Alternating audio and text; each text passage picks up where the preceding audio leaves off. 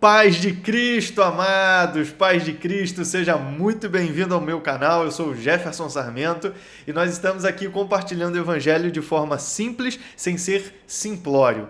Então aqui nós estamos sempre buscando aprofundamento na Palavra de Deus, ainda que de uma forma, uma linguagem simples e acessível e entendida por todas as pessoas. E nós estamos aqui compartilhando as lições da Escola Bíblica Dominical, as lições da Palavra de Deus. Dessa vez, estamos aqui para compartilhar a lição 8. Estamos estudando o último trimestre da Escola Dominical nesse ano de 2025. O tema do trimestre é Corpo, Alma e Espírito.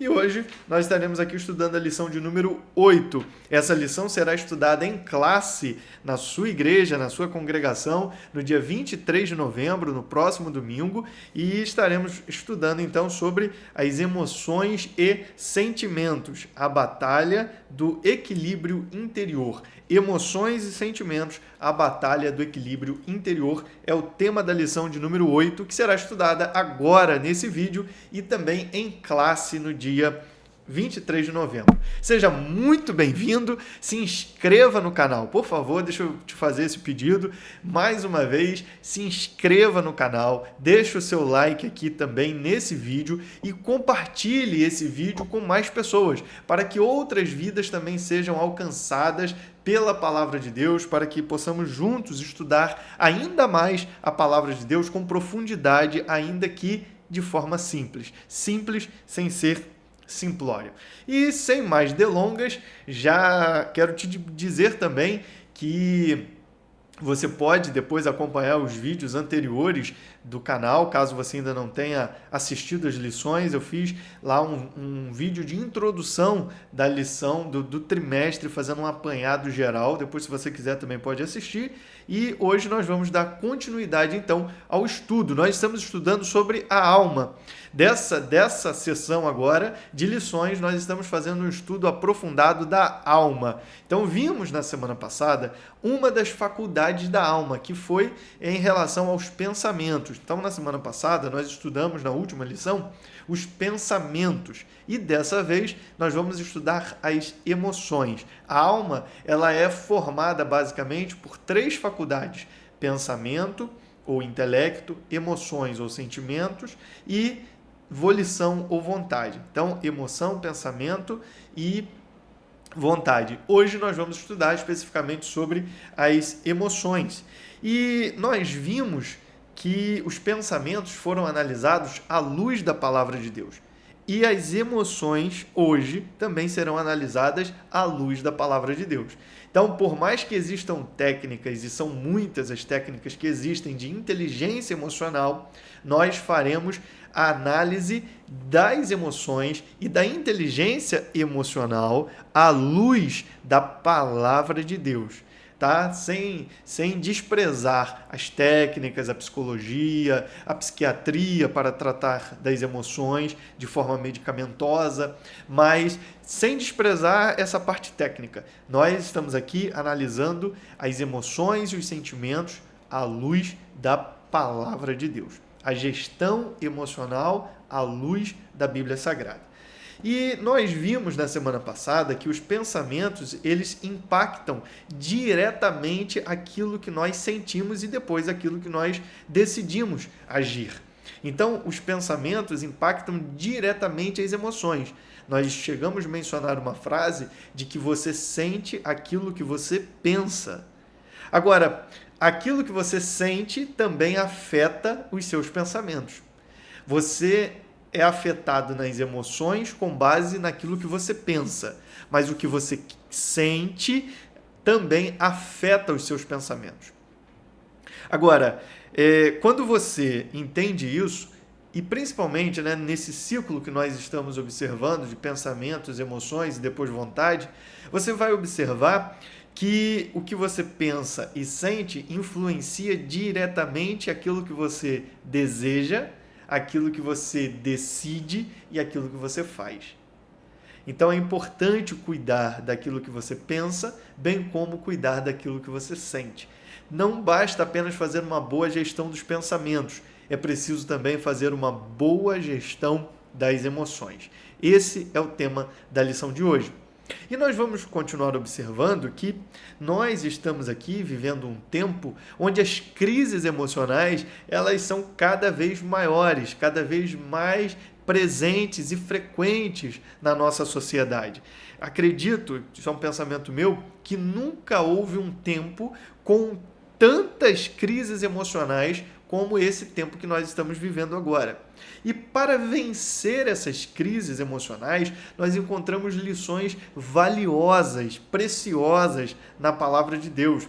Verdadeiros recursos que estão à nossa disposição para encontrarmos equilíbrio na alma e termos assim uma vida saudável, tanto nas nossas emoções quanto também na nossa vida espiritual. Então, é importantíssimo fazer menção da palavra de Deus. É fazer realmente uso desses recursos que estão disponíveis, que o Senhor nos disponibilizou por meio da sua palavra.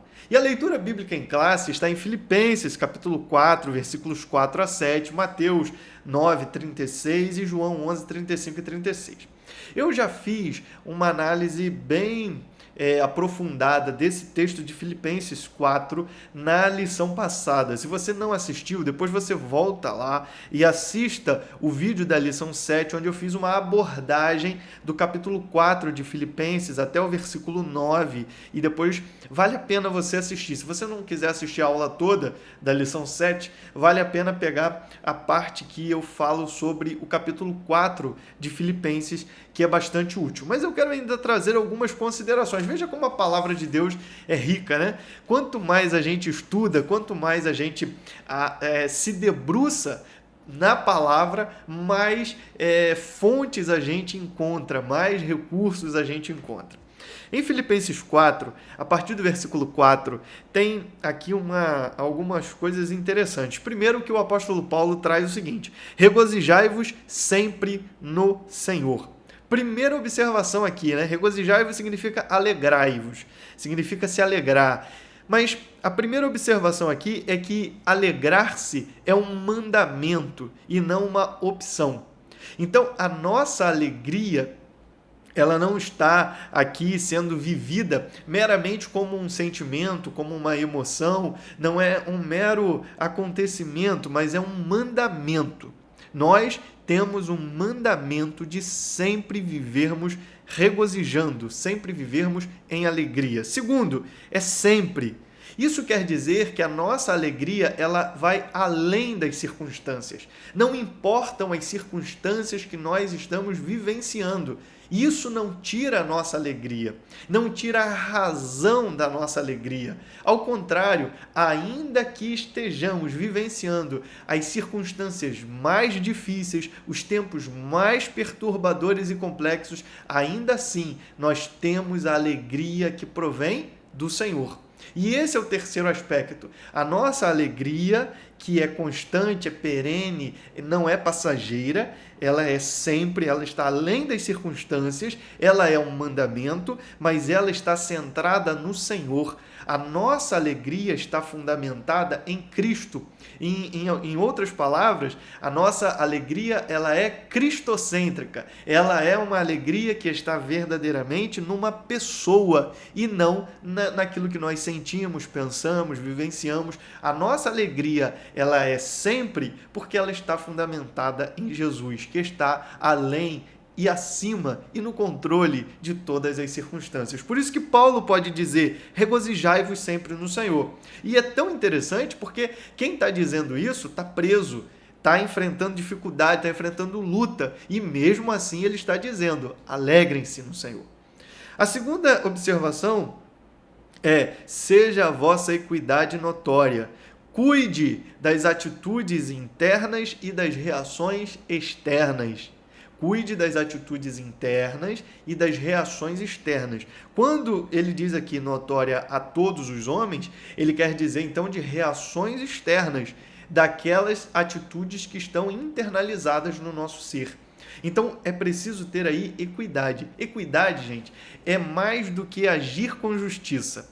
Equidade é um equilíbrio muito grande, muito profundo de alguém que sabe aplicar a justiça, mas em determinado momento, sentindo a necessidade, ao invés de aplicar a justiça, aplica a misericórdia. É alguém que tem uma disposição amável para com as outras pessoas a despeito de seus erros. O melhor exemplo disso, Jesus com aquela mulher adúltera em João 8. Quando Jesus vê aquela mulher sendo trazida, ele sabia, né, logicamente, por ser Deus, mas ele sabia muito bem das acusações e sabia também aplicar a justiça. O justo, ali naquele caso, obviamente, seria aplicar a justiça de forma dura, direta. Essa mulher pecou à luz da lei de Moisés, deve ser condenada com a morte. Mas o que Jesus faz? Ao invés de aplicar a justiça de forma direta, ele aplica a misericórdia. Isso é equidade. E é algo que é uma disposição que precisa ser cultivada em nós. Olha o que Paulo diz. A vossa equidade, ela tem que ser notória. Então, é uma atitude interna que se desborda em ações, ou seja, se revela, se manifesta em ações que são percebidas por todas as pessoas. Quando alguém olha para as nossas ações e pode dizer assim, ele tinha tudo para fazer isso, mas agiu de misericórdia. Ele tinha tudo para processar, para se vingar, ou para agir com uma determinada dureza por ser justo, mas ele preferiu agir com misericórdia. Então, seja a vossa equidade notória. Versículo 6 ele diz, não estejais inquietos por coisa alguma, ou seja, não estejam ansiosos por coisa alguma. A ansiedade, ela começa quando nós olhamos para os problemas e não para Deus. A ansiedade, ela é fruto, é resultado desse momento em que nós tiramos os olhos de Deus e colocamos nos nossos problemas. E a partir daí, nós começamos a perceber que os problemas são difíceis, são complexos, são perturbadores, são inquietantes e geram em nós ansiedade, porque nos esquecemos verdadeiramente de olhar para Deus que está acima de todas as coisas. Uma segunda razão que nós podemos ver como causa de ansiedade são relacionamentos quebrados. Se nós olharmos os versículos anteriores do capítulo 4, você vai ver que Evódia e Sintique estão num pé de guerra que afetou toda a congregação. E isso gera um problema de ansiedade. Relacionamentos quebrados, relacionamentos com problemas geram ansiedade. E ainda uma outra observação acerca da ansiedade é que ela é fruto da nossa preocupação com questões materiais. Quando nós olhamos para Filipenses 3,19, nós observamos que eles estavam preocupados com coisas materiais e era isso que estava gerando ansiedade. Então a ansiedade também é resultado dessas preocupações com essas questões materiais. Agora, o problema é que a ansiedade ela gera alguns resultados. Ela provoca, por exemplo, a estrangulação, como eu falei na lição passada, a pessoa se sente sufocada, estrangulada, fragmentação existencial, perda de equilíbrio na vida. A ansiedade rouba as forças da pessoa que sofre muitas vezes com antecedência por problemas que sequer vão se concretizar e que sequer são reais ou que estão sob o controle da pessoa. Além disso tudo, a ansiedade demonstra a falta de confiança em Deus. A ansiedade demonstra que você não crê que Deus está no controle de todas as coisas, inclusive das circunstâncias que cercam a sua vida. Então, o que nós precisamos compreender acerca da ansiedade é que, apesar de tudo isso, nós temos uma receita para vencer a ansiedade. Paulo diz assim, antes as vossas petições sejam em tudo conhecidas diante de Deus pela oração e súplicas com ação de graça. Olha a receita. Quer vencer a ansiedade? Vai para a oração. Eu já falei bastante sobre a oração no texto da lição passada, da lição 7. Então aqui eu vou falar somente isso. A receita para vencer a ansiedade é a oração. Tem um hino, né, que a gente canta aí na igreja de vez em quando. A oração é o melhor remédio que Jesus receitou. Quando nós observamos a vida de Jesus, ele vivia em oração. Ele tinha uma vida de oração. E quando nós observamos, até mesmo em momentos onde as emoções de Jesus, elas estão se manifestando ou sendo provocadas, ele ora. Jesus no Getsêmani é um texto clássico. Então, nós sabemos ali a carga emocional que ele estava vivenciando e ele está orando. Mas eu tenho um outro texto que eu acho muito interessante, que é o texto que fala sobre aquela passagem que Jesus anda sobre as águas. Porque antes dele andar sobre as águas, ele multiplica pão e peixe, a multidão aclama ele como profeta e ele entende que a multidão começa a ter um sentimento, uma sensação, uma emoção de proclamá-lo como rei. O que ele faz? Como líder, ele, cuidando da gestão emocional da sua equipe, ele dispensa imediatamente os discípulos, porque ele não queria que os seus discípulos fossem contaminados por aquela emoção popular, por aquela comoção que estava sendo viralizada, né? Não sei se é o termo mais exato, mas é aquela emoção que estava começando a tomar conta de toda a população ali presente. Então ele não queria que os seus discípulos fossem afetados por essa emoção. Então ele tem alguns textos que chegam a dizer que Jesus ordenou, impeliu que eles entrassem no barco e passassem para outra margem e ele fica ali despedindo a multidão. Só que quando ele despede a multidão, o que ele faz? Ele vai orar.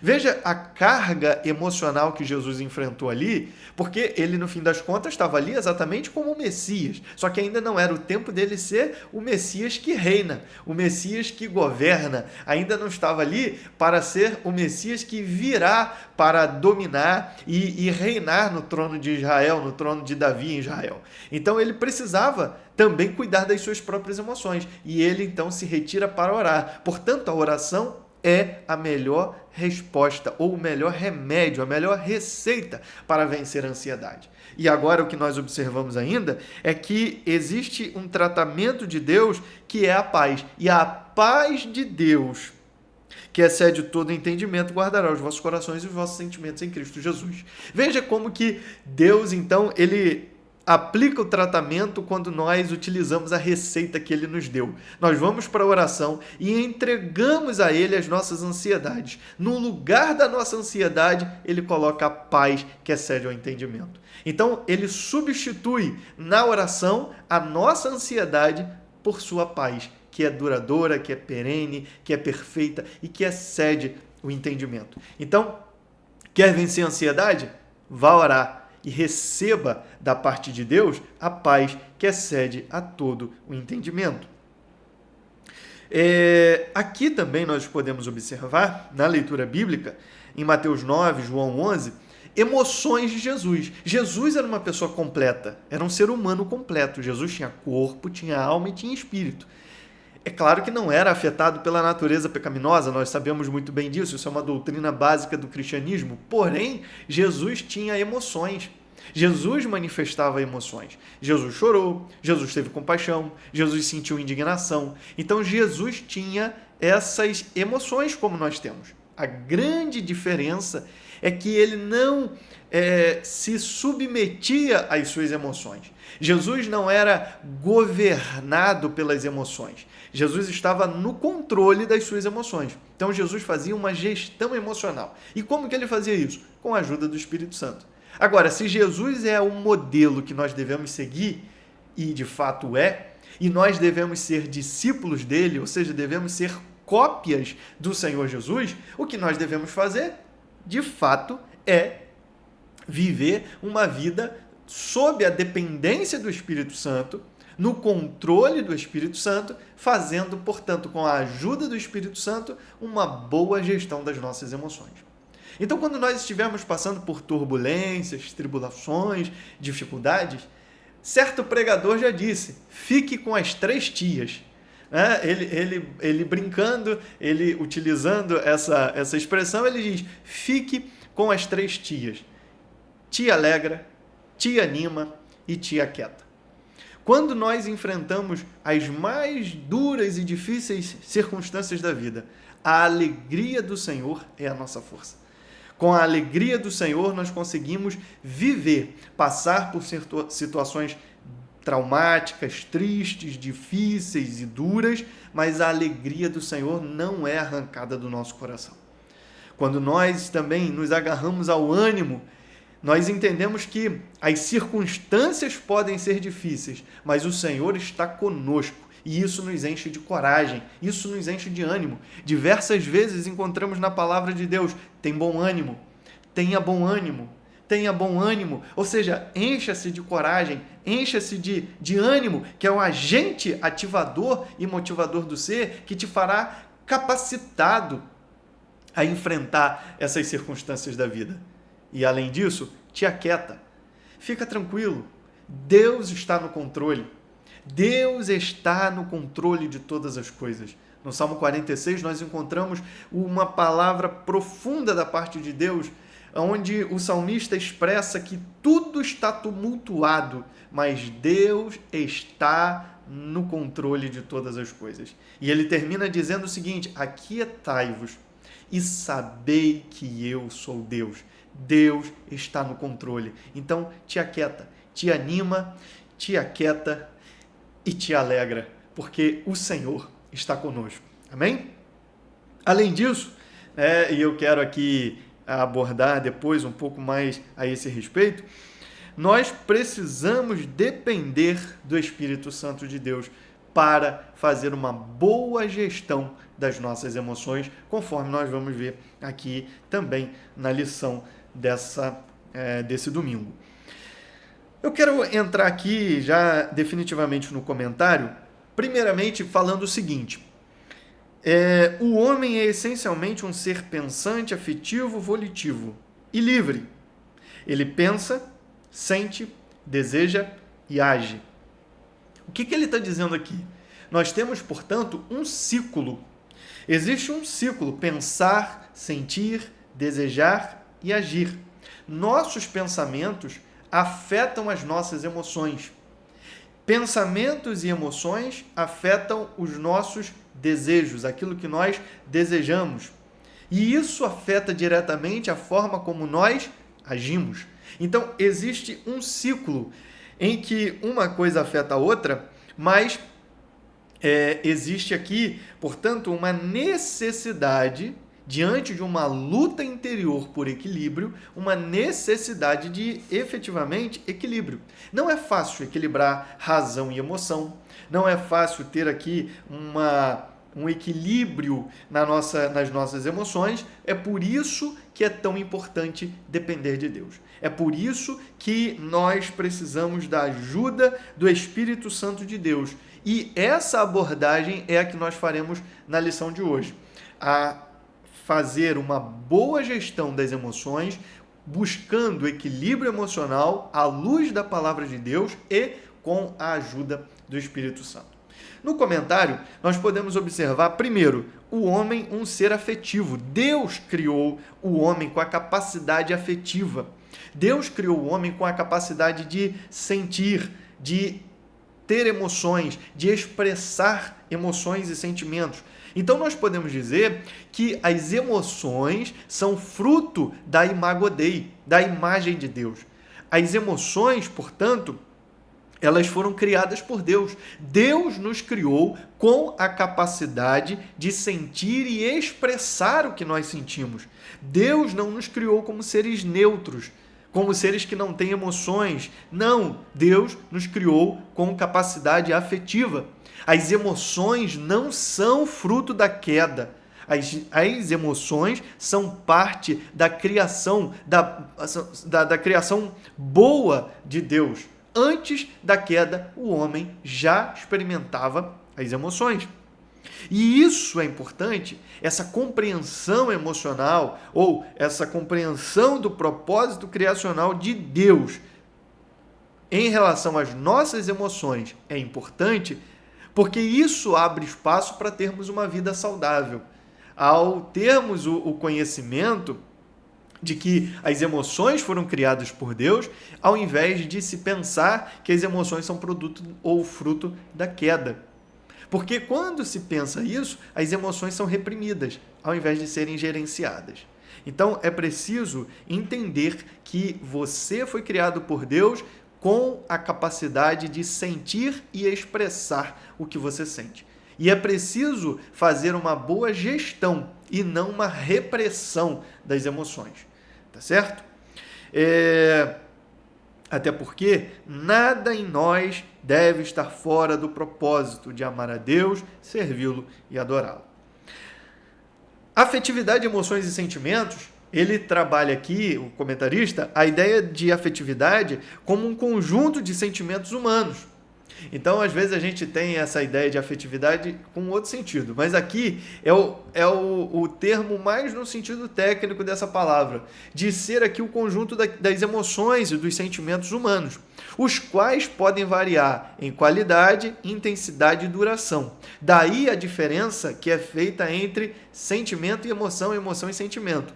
Emoção é algo mais instantâneo, mais que surge em primeiro lugar, mas de forma muitas vezes sem controle, sem que nós tenhamos qualquer gerência sobre o surgimento da emoção, mas ela também tem uma durabilidade curta. O sentimento é algo que é alimentado, cultivado e, portanto, ele tem uma durabilidade maior. Então, a emoção ele coloca isso aqui no nosso comentário, são reações rápidas e acontecem geralmente sem a gente pensar. Então, do nada, acontece alguma coisa que nos faz ter medo, algo que nos deixa com vergonha. Então, isso acontece de forma instantânea, muitas vezes em milésimos de segundo. E isso acontece de uma forma tão rápida, né? Acontece de uma forma, muitas vezes, que nós nem controlamos o surgimento dessas emoções.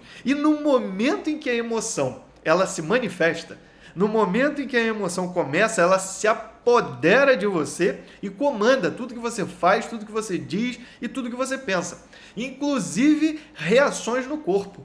Você às vezes está numa situação, você do nada está dirigindo o carro, leva uma fechada, a cara esquenta, como diz o povo, o sangue ferve e imediatamente mudou a cara, já gerou reações no corpo e não raras vezes leva a ações, a práticas, seja falar, xingar, seja buzinar, ir atrás da pessoa que te deu uma fechada no trânsito, enfim, são emoções, e as emoções, no momento em que elas se manifestam, e isso acontece em milésimos de segundo, ela se apodera de você e comanda o que você fala, o que você pensa e o que você faz. Quem nunca assistiu o filme Divertidamente? Se você não assistiu, fica aí para assistir durante essa semana, que de repente você pode utilizar algumas lições do filme para a sua aula. Mas ali a gente observa naquele filme a ilustração de momentos como esse,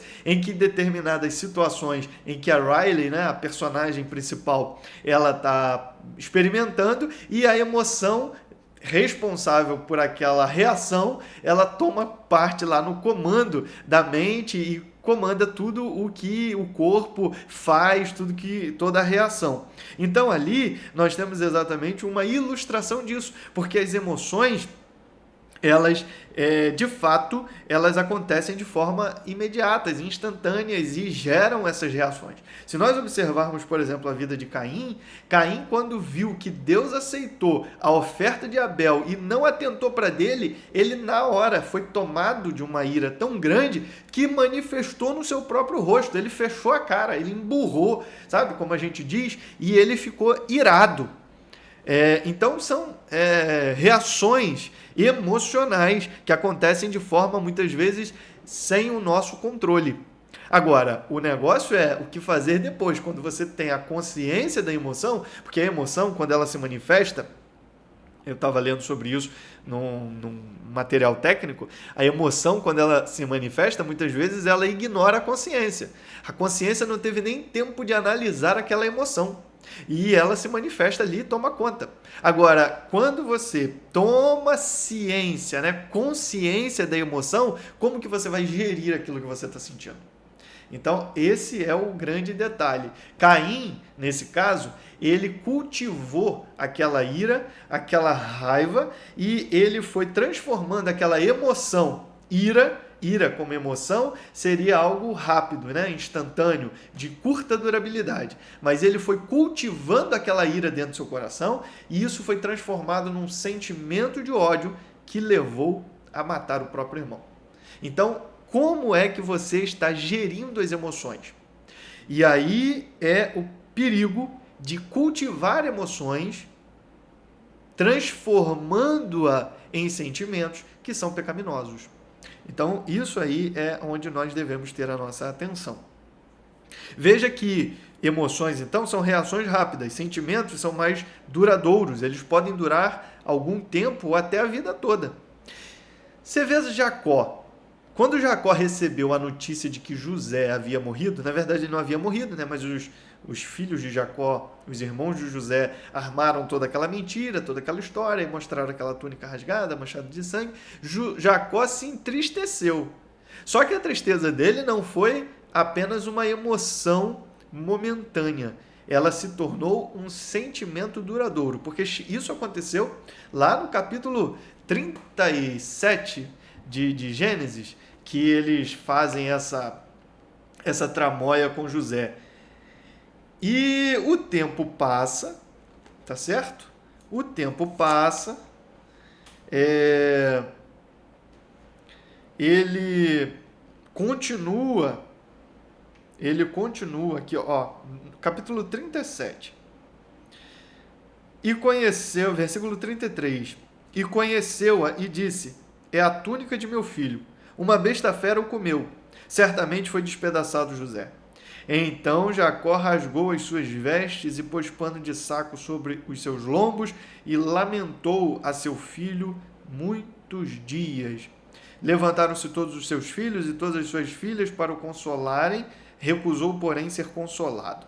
E disse: na verdade, com choro hei de descer ao meu filho até a sepultura, assim o chorou seu pai. Veja que aqui é a manifestação da emoção. Aqui ainda é a emoção da tristeza. A tristeza pela perda de um filho. Só que essa emoção virou um sentimento, a ponto de, no capítulo 47, versículo 9, salvo engano, ele continua com a tristeza ainda pela morte, pela suposta morte, né, de seu filho. Então, esse sentimento foi cultivado, a tristeza que foi manifesta como uma emoção, se tornou um sentimento de tristeza que acompanhou Jacó por muitos e muitos anos. Então, a diferença, portanto, entre emoção e sentimento. Agora, o que nós podemos aprender disso aqui? Primeiro, é que nós precisamos depender de Deus para não sermos vítimas de emoções descontroladas. Veja, antes da queda, o homem já tinha emoção. Eu falei isso aqui já. A emoção é parte da boa criação de Deus. Olha só. Gênesis capítulo 2 nos mostra exatamente isso. Onde ele diz para nós da seguinte forma: e ambos estavam nus, o homem e a sua mulher, e não se envergonhavam. Não havia vergonha, emoção negativa. Não havia emoção negativa. Eles não se envergonhavam. E ali havia a única emoção que era sentida por eles era de alegria, era de plenitude. Ali estava tudo perfeito e não havia qualquer tipo de emoção negativa.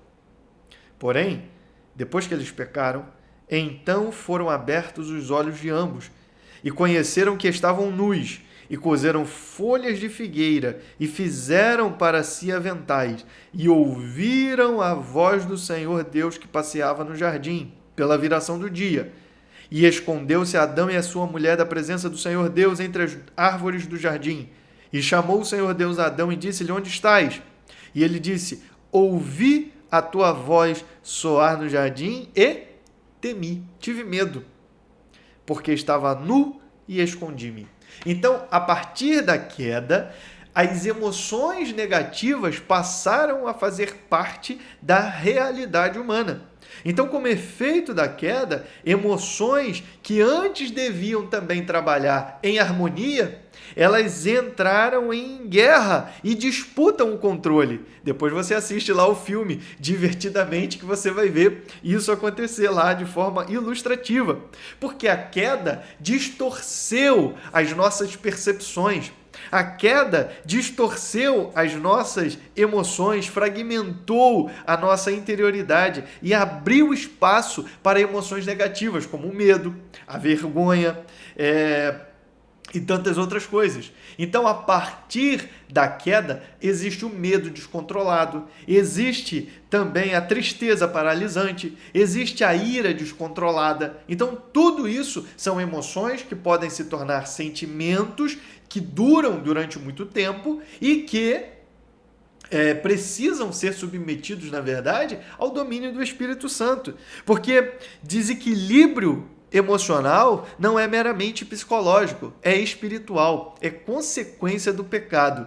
É, portanto, reconhecer essa fragilidade o ponto de partida para uma vida saudável nas emoções. Se você quer uma vida saudável nas suas emoções, é preciso compreender que as emoções negativas existem na sua vida, na nossa vida, em razão do pecado.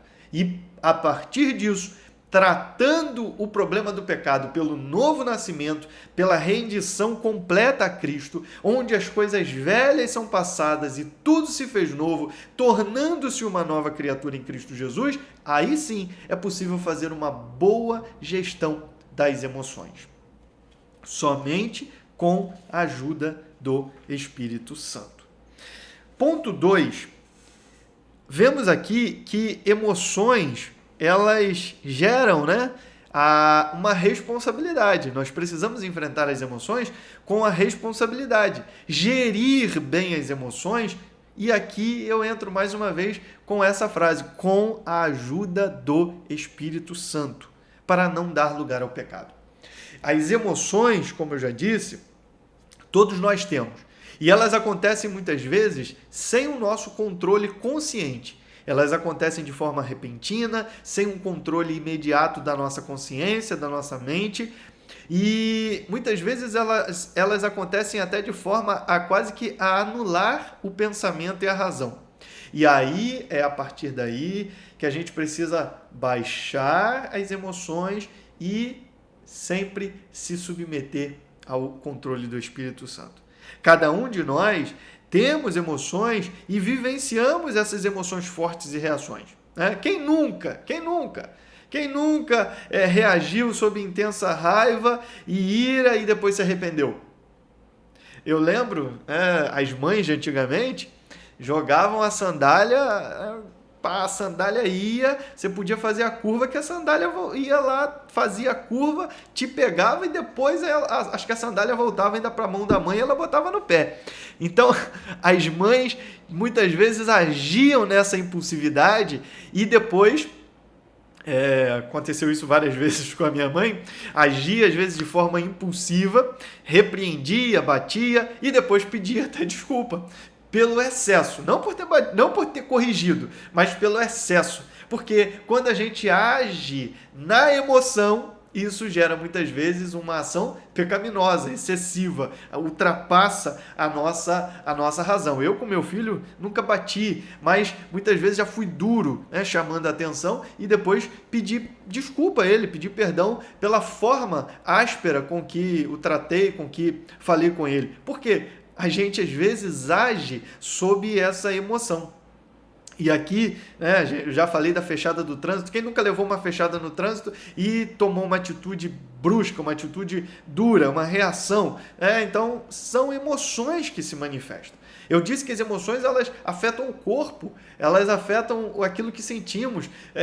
Quem nunca ficou com dor de barriga ao fazer uma apresentação, ao pregar na igreja, Quem nunca tremeu por conta de falar em público? Então, são emoções e elas se manifestam e geram reações, não só no corpo, mas também em atitudes, em ações que, por vezes, são pecaminosas. Porque a emoção em si nem sempre é pecado. O problema reside naquilo que acontece em razão dessa emoção.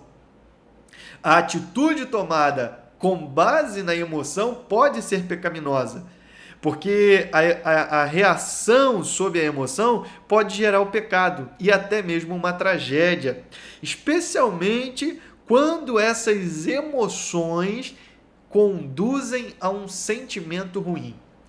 Olha, eu já falei sobre Caim e Abel, ele teve lá, o Caim, uma emoção ira que foi cultivada e se transformou em sentimento de ódio. Mas tem uma outra história dos filhos de Davi, e aqui a gente poderia trazer algumas lições em relação às emoções, não só do Absalão, mas também do Amnon. Porque ele teve uma paixão. Paixão pode ser incluída como uma emoção, é algo que vem de forma repentina, de forma instantânea, mas tem uma curta durabilidade. Então, na verdade, a paixão se torna, de certa forma, uma emoção, uma expressão de emoção. E ele se apaixonou por sua própria irmã, meia-irmã, que era irmã de Absalão. E ele, Amnon, estuprou a irmã, violentou, e depois, quando Absalão soube disso, gerou não só uma ira, mas ele alimentou um sentimento de ódio durante 2 anos. E depois desse tempo, ele tomou uma atitude drástica, armou uma cilada e matou, tirou a vida do seu próprio irmão. É interessante porque esse texto, porque quando Davi recebe a notícia, ele recebe a notícia de que todos os filhos dele foram mortos. Mas o primo de Absalão, que foi quem tinha até participado lá da estratagema toda e tal, ele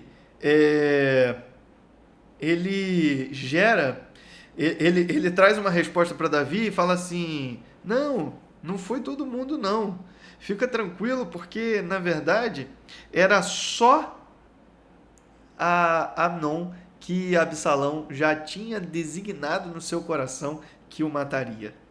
Então ele ficou ali durante esse tempo todo. Absalão não falou, versículo 22 do capítulo 13 de 2 Samuel, não falou com Amnon, nem mal nem bem, porque Absalão aborrecia Amnon por ter forçado a Tamar, sua irmã. E passados 2 anos inteiros, então ele fez essa atitude e acabou levando a matar Amnon e trouxe, portanto, essa desgraça, toda essa desgraça na família de Davi. Veja como que cultivar emoções ruins é prejudicial e gera sentimentos pecaminosos que geram ações pecaminosas. Especialmente quando a gente fala de ira. A ira aqui, Paulo fala, não deis lugar, ao diabo. Irai-vos e não pequeis.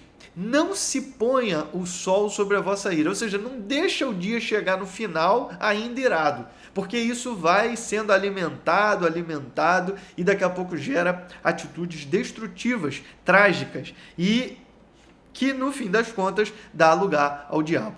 E aí a gente às vezes fala assim: mas eu sou assim mesmo, é o meu temperamento, eu sou desse jeito, meus avós eram desse jeito, meus pais são desse jeito, eu reajo dessa forma mesmo porque eu sou assim mesmo. Veja, você nasceu de novo. Se é que você nasceu de novo, você nasceu de novo. Então você precisa substituir, você precisa mortificar as obras da carne. Precisa mortificar a carne, ou seja, a natureza pecaminosa, e substituir as obras da carne pelo fruto do Espírito. Então, a gente precisa ter essa consciência. O problema em si não é sentir a emoção, mas é o que você faz com essa emoção. Porque se você deixar se dominar e se governar sem sabedoria, sem prudência, por essas emoções que são afetadas pelo pecado, você vai continuar vivendo no ciclo de pecado.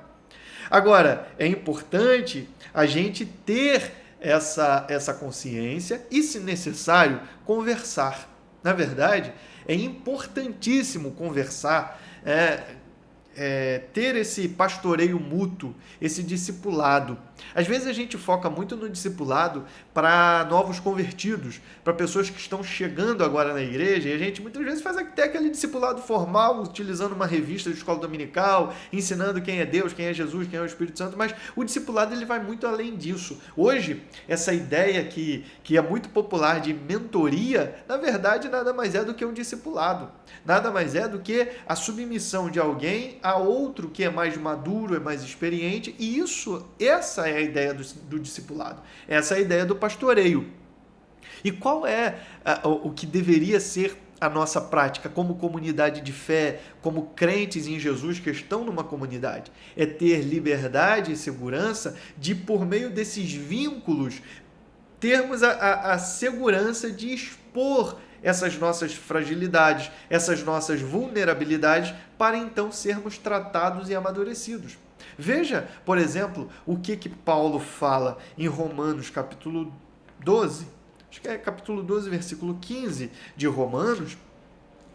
Paulo trabalha aqui uma ideia muito interessante a respeito disso, dizendo: alegrai-vos com os que se alegram e chorai com os que choram. Então aqui, o que Paulo está dizendo? É comunicar o que está acontecendo comigo para uma outra pessoa mais madura, mais experiente, que vai me orientar. Eu vou ali expor as minhas vulnerabilidades, as minhas fraquezas, as minhas questões emocionais, e com isso, essas questões são tratadas muitas vezes e à luz da Bíblia, e muitas vezes geram cura. O que acontece muitas vezes é que a gente não tem esse ambiente seguro, porque os crentes são muitas vezes fofoqueiros.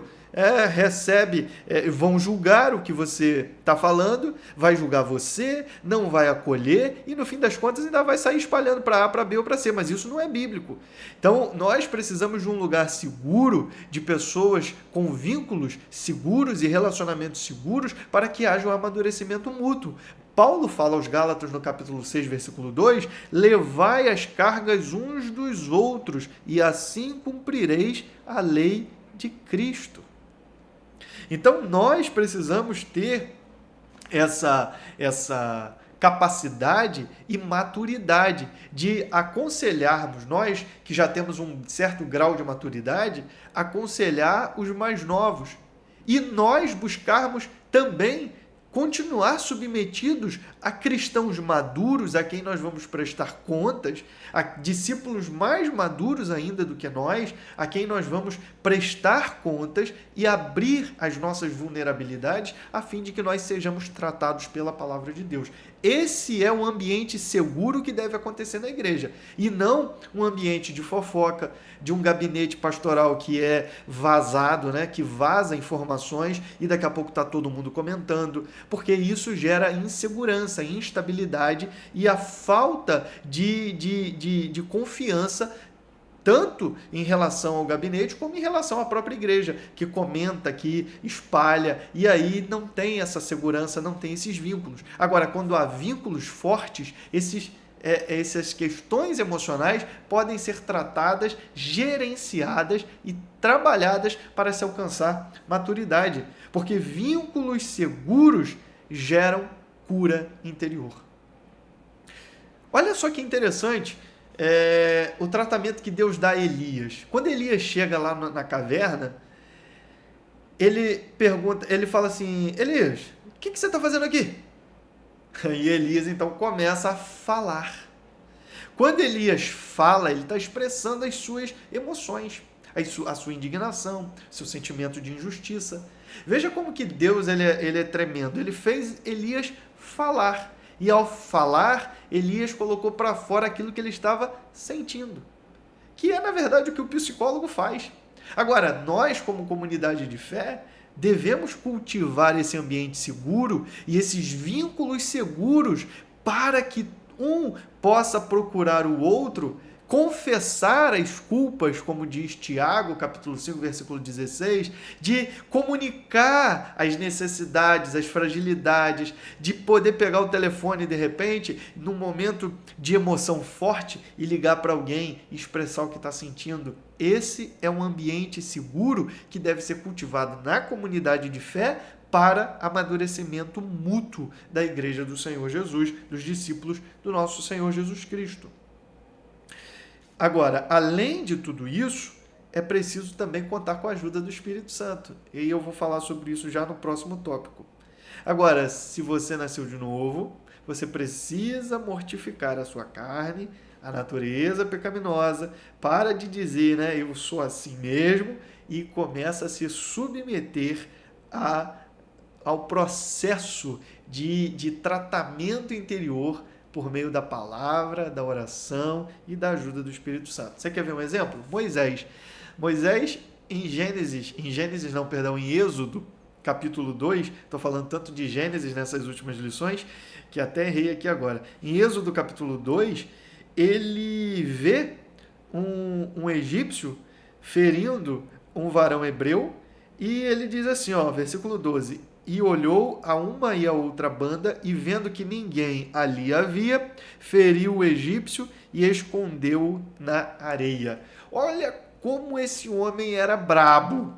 Só que quando chega em Números, no capítulo de número 12, no versículo de número 3, diz assim, e era o varão Moisés muito manso, mais do que todos os homens que havia sobre a terra.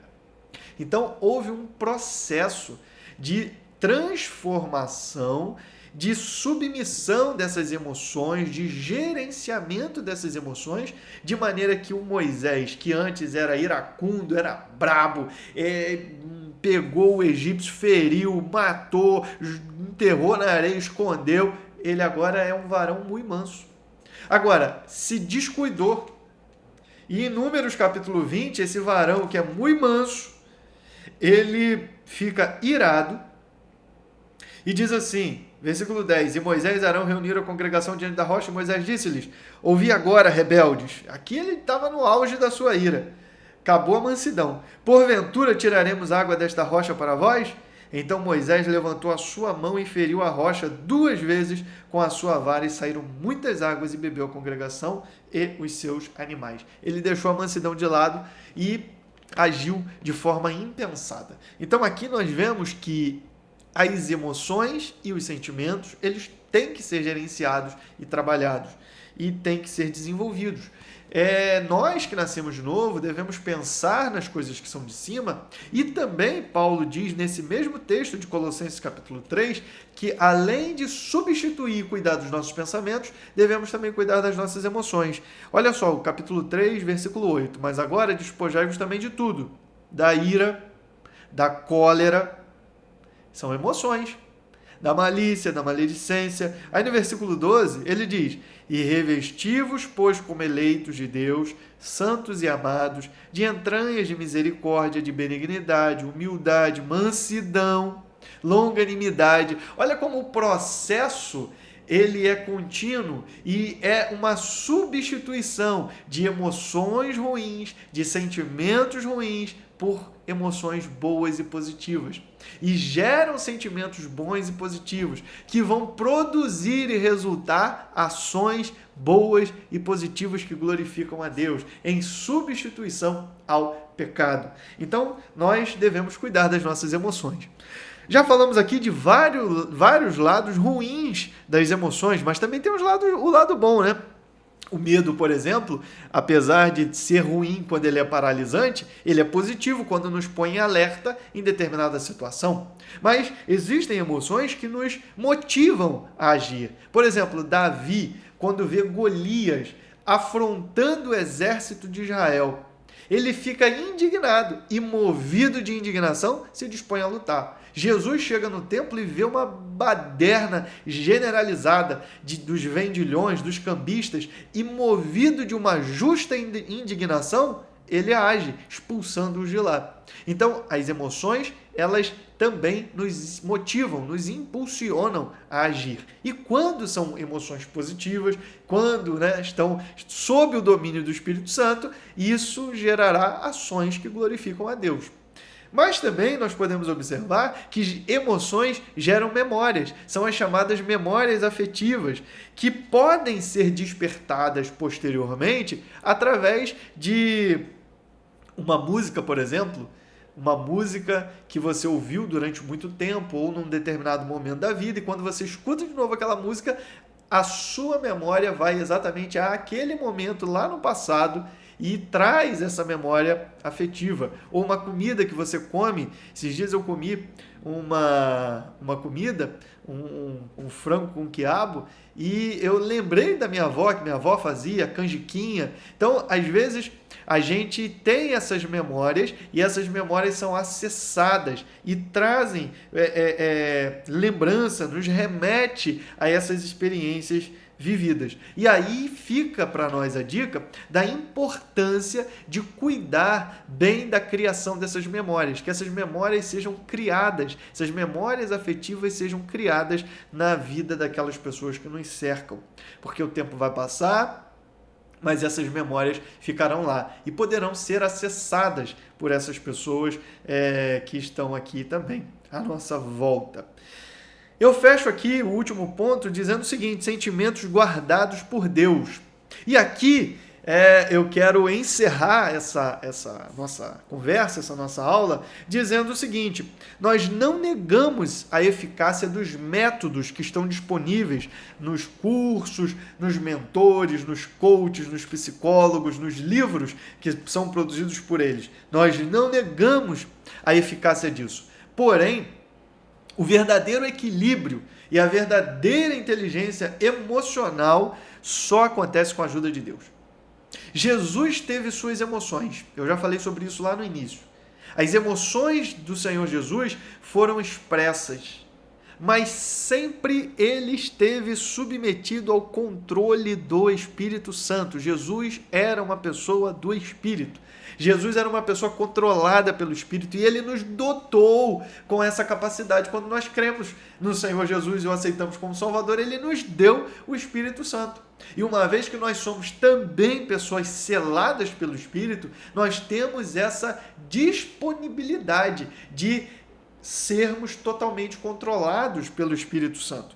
Então, é o Espírito Santo que gera esse equilíbrio emocional, substituindo as obras da carne pelo fruto do Espírito.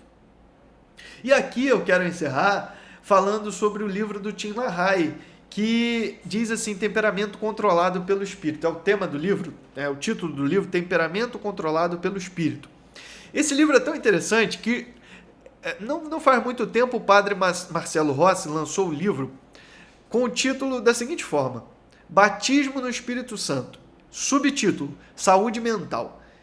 Eu não li ainda o livro todo, mas eu tive a oportunidade de folhear e tal, e ele se refere ao Tim LaHaye, ao Charles Swindoll, outro pastor, que é um pastor também. E é interessante o livro, porque ele apresenta o seguinte: o caminho para a restauração ou a renovação das emoções, na visão do padre, tá? Que eu estou falando. Não que nós concordemos integralmente com a sua teologia, mas é interessante porque ele diz o seguinte: a vida emocional ou as emoções serão curadas por meio da renovação da fé no batismo no Espírito Santo. Olha que coisa interessante. Mas o Tim LaHaye, ele publicou esse livro chamado Temperamento Controlado pelo Espírito Santo. E ele parte daquela visão dos 4 temperamentos, sanguíneo, colérico, melancólico e fleumático. E ele diz o seguinte: o indivíduo ele nasce com uma combinação desses. Tem um que se destaca, mas ele nasce com uma combinação desses 4 temperamentos. E ele diz, mais ou menos, em minhas palavras, e dentro daquilo que eu pude depreender do livro, que o temperamento natural é o material bruto que Deus quer refinar por meio do Espírito Santo. Então, o ponto-chave na ideia, né, na tese do Tim LaHaye, é que Deus não apaga a nossa personalidade, mas quando nós nascemos de novo, ele transforma o nosso caráter no novo nascimento e ele trabalha com o seu Espírito Santo no nosso temperamento. Então, o que ele faz, né, conforme o Tim expressa? Ele fortalece os pontos potenciais, as virtudes potenciais do nosso temperamento, ele purifica e doma as fraquezas do nosso temperamento, que são inatas, e ele nos capacita também a viver acima dos nossos impulsos naturais. Então, qual é a ideia geral? Temperamento dirigido pelo Espírito Santo, refinado pelo Espírito Santo ou controlado pelo Espírito Santo, mais um caráter transformado por Jesus. E a ação do poder do Espírito Santo sobre a vida da pessoa leva a pessoa a ter uma vida transformada. E aí ele diz o seguinte, nesse sentido, o autocontrole não é suficiente, com a nossa própria força, não é suficiente para dominar essas fraquezas do temperamento, potencializar as virtudes, por mais que a gente se esforce, mas não será suficiente. A gente pode pensar no seguinte, o sanguíneo não supera a sua instabilidade quando coloca mais foco. O colérico não vence a sua agressividade com a sua própria força de vontade. O melancólico não se livra sozinho da autocrítica destrutiva. O fleumático não desperta da apatia sendo mais motivado. O autocontrole de verdade somente é obtido por meio do fruto do Espírito Santo. Somente por meio do fruto do Espírito é que a gente consegue ter um controle do nosso temperamento. E como é que a gente gera o fruto do Espírito? A gente não gera, é o Espírito que gera em nós. Então a gente precisa se submeter ao Espírito Santo. E isso é evidenciado por meio, segundo o Tim LaHaye, isso é evidenciado por meio do autocontrole emocional. De maneira que a pessoa que tem o fruto do Espírito reage espiritualmente e não impulsivamente pelas suas próprias emoções. Tem estabilidade relacional. O Espírito ajusta aquela irritabilidade, a impaciência. Isso tudo passa a ser ajustado pelo Espírito. O Espírito também dá clareza moral e domínio do pecado habitual. Sabe aquelas justificativas, que nós já falamos? Eu sou assim, eu nasci assim. Não, essas fraquezas temperamentais, elas deixam de ser justificativas para os padrões pecaminosos. E isso somente é obtido por meio da ação do Espírito Santo. E existe, portanto, um crescimento progressivo, um processo consistente e crescente. E aí, você depois lê lá com calma, o autor, ele aborda como que se dá essa transformação de cada temperamento, ele mostra isso, como que cada temperamento vai sendo transformado e é transformado pelo Espírito Santo, mas fechando aqui, como que ocorre a transformação? Primeiro, entrega. Meu irmão, é rendição diária, é entrega diária ao governo do Espírito Santo. É diariamente se entregar ao governo do Espírito Santo para experimentar o governo do Espírito em todas as áreas da vida. Segundo, renovação da mente. O novo nascimento, a renovação da mente e o estudo da palavra, a oração diária, a mudança, portanto, no padrão de pensamento que vai gerar mudança no padrão de comportamento. E por último, dependência total do Espírito. Meu irmão, orar, obedecer, exercer as disciplinas espirituais é essencial nesse processo para que diariamente, hoje, de manhã, quando eu acordei, eu fiz isso e faço todos os dias, eu oro, agradeço, mas eu hoje tirei mais um tempo de oração num lugar à parte, num lugar reservado, durante a manhã, e uma das coisas que eu pedi, como eu sempre faço, Senhor, domina os meus sentimentos, as minhas emoções. Irmão, isso é uma entrega diária, isso tem que ser contínuo na nossa vida. todos os dias se render ao completo domínio do Espírito Santo. A vida mais poderosa é aquela em que o temperamento natural é subordinado ao Espírito Santo. O Espírito não nos torna outra pessoa, ele torna o nosso melhor eu possível em Cristo. Então, esse é o objetivo final, é que a nossa vida esteja debaixo do controle do Espírito Santo. E quando isso acontece, se cumpre o que Paulo diz no texto áureo da lição, Filipenses capítulo 4, versículo 7. Eu fecho aqui com esse versículo dizendo: e a paz de Deus. Irmão, isso aqui é extraordinário, porque aqui não é somente a paz que ele nos concede, não é apenas o que ele nos concede, mas é a serenidade com que Deus mesmo vive, porque Deus não está sujeito à ansiedade, Deus não está sujeito à inquietação, porque aqui ele está completando a Filipenses 4:6, né? Então, a paz de Deus, Deus vive fora, longe de toda ansiedade, porque ele tem controle de todas as coisas, ele tem essa paz e ele nos dá essa paz, que excede todo entendimento. Entendimento aqui é mente, raciocínio, capacidade de julgar, capacidade de compreender.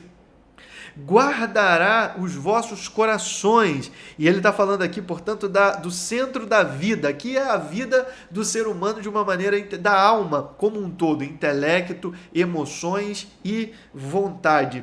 Então, o centro da vida e da alma com as suas faculdades, quando ele fala aqui de coração. E os vossos sentimentos. Sentimentos aqui, na verdade, a palavra no original traz mais a ideia de pensamento. Tem uma outra tradução desse mesmo versículo que diz: guardará os vossos corações e a vossa mente. Então ele guardará não somente as vossas emoções, mas também os vossos pensamentos em Cristo Jesus. Deus quer e Deus pode guardar todas as fontes de vida interior para que tenhamos uma vida equilibrada. Paulo está falando de mente, coração, de pensamento. Paulo está falando de tudo aquilo que governa a nossa vida, seja nos nossos pensamentos ou nas nossas emoções. Sentimentos, pensamentos, enfim, tudo que inclusive afeta diretamente a vontade. Todo o nosso ser, ele será guardado por essa paz de Deus. Portanto, nós que temos a mente de Cristo, que já fomos transformados pelo novo nascimento, devemos também nos submeter ao controle do Espírito Santo e desfrutar dessa paz de Deus que excede a todo entendimento. Que Deus abençoe a sua vida, que Deus abençoe a sua casa, que Deus abençoe a sua classe de escola dominical e que quando você estudar essa lição em classe, você também possa ser ainda mais edificado pela palavra de Deus. Compartilhe esse vídeo com outras pessoas, compartilhe o nosso canal, se inscreva no canal, deixe o seu like nesse vídeo, comente, dê aí o seu feedback também nos comentários e será um prazer trazer também essa conversa ali também nos comentários. Que Deus abençoe grandemente a sua vida. Muito obrigado por estar aqui nesse dia, né, nesse vídeo, participando conosco e aproveite aí, se você ainda não assistiu, para assistir os vídeos também anteriores que foram produzidos em nosso canal. Que Deus te abençoe em nome de Jesus. Um grande abraço. Fica com Deus.